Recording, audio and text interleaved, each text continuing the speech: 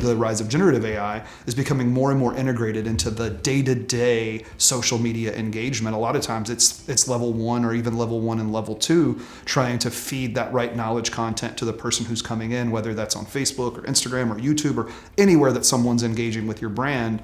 It's the number one question we're being asked today, right? It's, how does the generative AI services and artificial intelligence, how is that going to play into our long-term strategy? And really the answer is that it's going to play a huge part in not just your day-to-day call centers for IVRs and for day-to-day call centers for things like web chat integration, but for things like Apple Business Chat, which would fall under your social experience management, or things like WhatsApp for Business or your Facebook Messenger, or anywhere that someone engages across social. These are huge. These have huge implications to take overall direct agent to customer contact volume down while still providing a very, very high level of net promoter score and CSAT, because you're getting to the path of resolution most quickly. And the surveyed executives expect GenAI to play a critical element in their future social experience management operational models. They expect it to increase the speed and the volume of social communication and make it more personalized.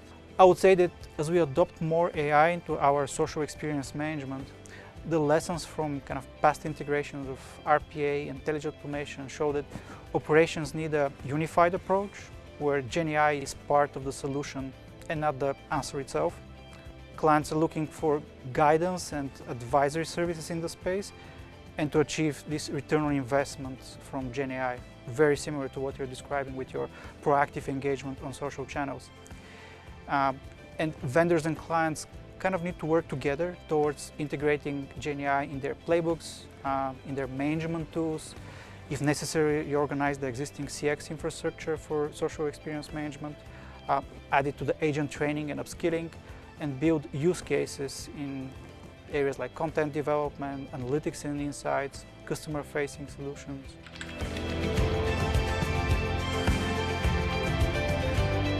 So tell us about ResultsCX vision for the space, where the investment's going for the company, kind of even what's your take on GenAI for social experience management?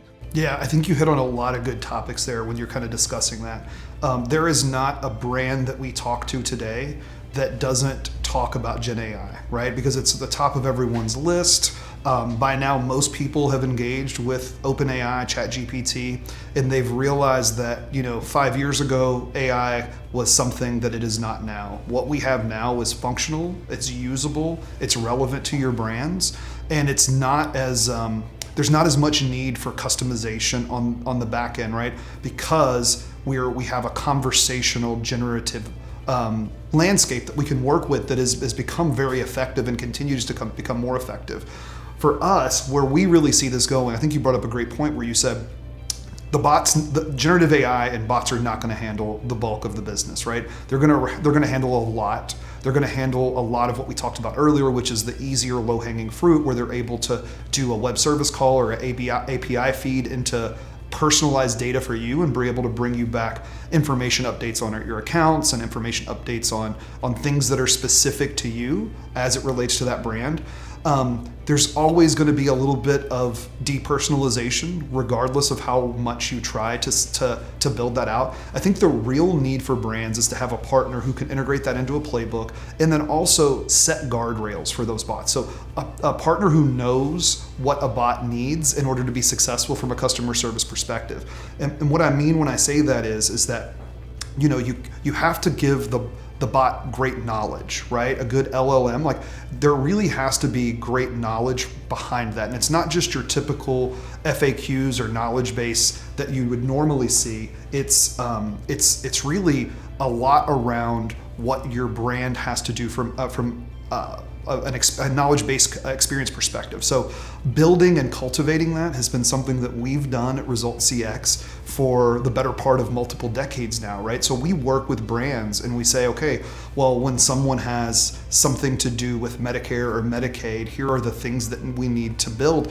And like we talked about earlier, it's that 80-20 rule. 80% is going to be in that knowledge, right? And then the extra 20% is going to be stuff that's new. And if it's new, the bot's not going to have answers for it, right? Just like our agents wouldn't have answers for it. So when we get that knowledge, one of the main areas for us is to continually to maintain the knowledge that these AIs access, so that the knowledge is always correct and it's always updated. So maybe that's brand new promotions, maybe it's changes to existing knowledge because you've had a policy or procedure change.